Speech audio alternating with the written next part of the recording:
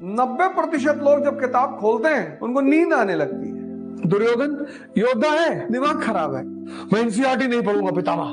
कह रहे एनसीईआरटी पढ़ के कोई आईएएस बनता है? डॉक्टर अंबेडकर को देखो, भगवान बना दिया। रटना नहीं है, उनको सारी दुनिया उनके साहस के लिए जानती है और खुद एग्जाम्पल बनकर दिखाया। शिक्षा, इस पर जितना भी बोला जाए वो कम है। शिक्षा, आज भारत के सामने बड़ी सारी चुनौतियां हैं, बड़ी सारी, और उन चुनौतियों में जो सबसे अहम भूमिका है वो है शिक्षा की। मैंने अपने लगभग सारे लेक्चरों में कहा कि ई यानी ई, एजुकेशन का मतलब, एजुकेशन का मतलब एनलाइटनमेंट।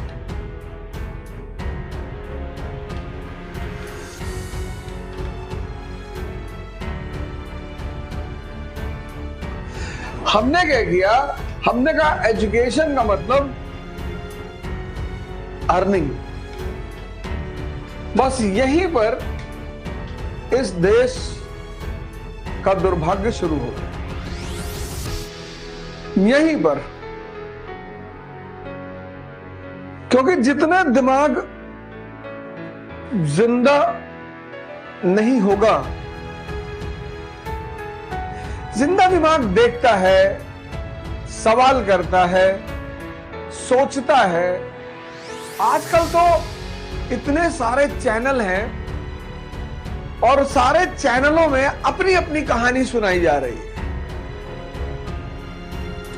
हमें भी पता है 2024 का इलेक्शन आ रहा है, इस देश की जनता बजट तो पढ़ेगी नहीं। तो जिस देश की जनता बजट नहीं पढ़ेगी, उससे राजनीति आप किस मुद्दे पे करोगे? जाति के ही मुद्दे पे करोगे, धर्म के ही मुद्दे पे करोगे, क्षेत्र के ही मुद्दे पे करोगे। तो यह भारत का एक बहुत बड़ा दुर्भाग्य है कि एजुकेशन 80% के आसपास पहुंच गई, लेकिन दिमाग को जिंदा नहीं कर पाई। पढ़ना जिंदा दिमागों का काम है, इसलिए किताबें हर आदमी को एंटरटेन नहीं करती। 90% लोग जब किताब खोलते हैं उनको नींद आने लगती है। पता करना हो कि दिमाग जिंदा है या सो रहा है, उसको किताब पकड़ा दो,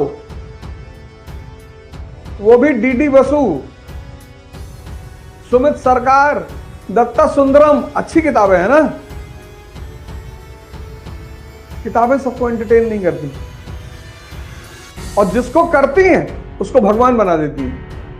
इसलिए हमारे देश में जब किताब पे पैर पड़ जाता है तो उसको मत्थे से लगाते हैं, इसीलिए क्योंकि जिसको एंटरटेन कर दें, धर्म का कोई मुद्दा नहीं है। इसलिए हिंदू धर्म में सरस्वती मां को ज्ञान की देवी माना गया, और वो कहां बैठी है? कमल पे। ये सहस्त्र कमल दल दिमाग और खुल जाए, भगवान बना दे। डॉक्टर अंबेडकर को देखो, भगवान बना दिया। तो शिक्षा बहुत क्रांतिकारी चीज है, बहुत बहुत ही क्रांतिकारी। और उसमें भी मैं डॉक्टर अंबेडकर को हमेशा कोट करता हूं। मुझे वो लाइन उनकी इतनी अच्छी लगती है, कोट करने का उद्देश्य ही यही है। मुझे वो लाइन, उन्होंने शिक्षा को गाय का दूध नहीं कहा कि गाय का दूध है और अमृत है। वो गाय का दूध भी कह सकते थे कि शिक्षा गाय का दूध, अमृत है। उन्होंने कहा शिक्षा शेरनी का दूध है। किनको कहा? वो जो दमित लोग थे, समाज में पिछड़ा वर्ग था, जो समाज की मुख्य धारा में शामिल नहीं थे, और खुद एग्जाम्पल बनकर दिखाया कि देखो मुझे कोई कहीं से भगा रहा है, मुझे मंदिर में मान लो नहीं भी एंट्री दी तो मैं इस देश के प्रजातंत्र के मंदिर में बैठ गया जाकर। ठीक है, मुझे हो सकता है भगवान के मंदिर में ना एंट्री दी गई हो, लेकिन मैंने इस शिक्षा के बल पर इस देश के जो प्रजातंत्र का मंदिर है वहां अपनी जगह बना ली। ये छोटी उपलब्धि है। तो अब शिक्षा पे नजर डालना बहुत जरूरी है। जैसे आज तुम देखो यूनाइटेड स्टेट्स ऑफ अमेरिका की शिक्षा, फिर तुम देखो भारत की शिक्षा, फिर तुम देखो अरब देशों अफगानिस्तान की शिक्षा। तो जिसकी जो दशा है वो उसकी शिक्षा की वजह से होगी। शिक्षा डिसाइडिंग फैक्टर है किस चीज का? समाज का, परिवार का और राष्ट्र का। यही तो पढ़ाई है। मैं बार बार क्यों कहता हूं, what is the role of education? The role of education is to make mind alive. वही एनसीईआरटी तुमने पढ़ी थी, हो सकता है बहुत लोगों ने पढ़ी ही ना हो। क्या रहे एनसीईआरटी पढ़ के कोई आईएएस बनता है? एनसीईआरटी पढ़ के तुम राजा बनोगे। तुमको अब पता चल रही होगी एनसीईआरटी की कीमत। तुम में से बहुत सारे लोग ऐसे होंगे जिनको अब पता चल रहा होगा कि व्हाट इज एनसीईआरटी। कभी कभी तुम नाराज हो जाते हो, दुखी हो जाते हो, कोई जरूरत नहीं है, कोई जरूरत ही नहीं है। योग करो, शरीर खोल लो, ध्यान करो, मन खोल लो। महाभारत का एक पात्र है शिखंडी। भीष्म पितामह की मृत्यु उसी की वजह से होती है। शिखंडी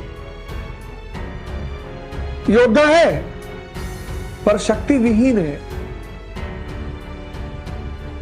योद्धा है पर शक्ति विहीन है।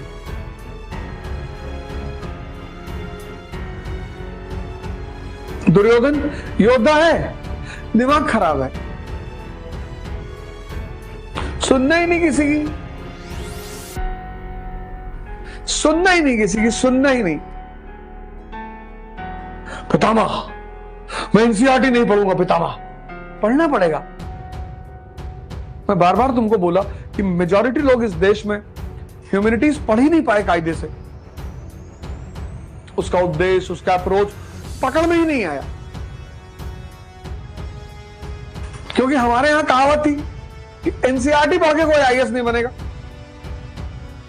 हमारे यहां कहावत थी कि आर्ट्स पढ़ के किसी की नौकरी नहीं लगेगी।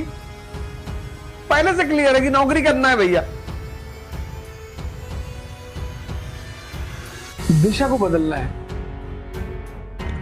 शेड्यूल बनाओ, डिसिप्लिन बनाओ, समझो चीजों को। देखो आप समझ रहे हो चीजों को, समझ का विकास करना है, समझ का, रटना नहीं है। शिक्षा का काम है दिमाग को जिंदा करना। मैं बार बार ये बोलता हूं, शिक्षा नौकरी के लिए नहीं है। Education is not for earning, education is for learning. उस सीखने के बाद तुम उससे अर्न कर सकते हो।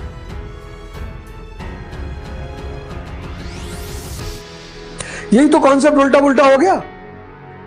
सब परसेंटेज के पीछे भागे जा रहे हैं। मैं जब 10+2 में था तो जिनका 90+% आया था, बड़ा इज्जत सम्मान, ये वो माला फूल। आज पता नहीं कहां है। परसेंटेज से थोड़ी दुनिया चलती है, समझ से चलती है। परसेंटेज अच्छा है, अच्छी बात है, बड़ी अच्छी बात है, वो भी अच्छी बात है, वो बुरा नहीं। ऐसा नहीं किसी का 90% आ गया तो बुरा है, लेकिन परसेंटेज के साथ समझ जरूरी है, साहस जरूरी है। जिंदगी डेली एक चुनौती है, परसेंटेज से हैंडल करोगे, साहस से, समझदारी से। चुनौतियां परसेंटेज से हैंडल नहीं होती, चुनौतियां साहस और समझदारी से हैंडल होती है। तो 99% आके कॉलेज तो मिल गया, जिंदगी खो गई। इसीलिए तो मीडियोकर लोग, एवरेज लोग तुम पर, हम पर शासन कर रहे हैं, क्योंकि इनके पास परसेंटेज भले नहीं था, साहस और समझ इन्होंने पैदा कर ली। जिसने ज्यादा पढ़ लिया वो डरपोक हो ही गया।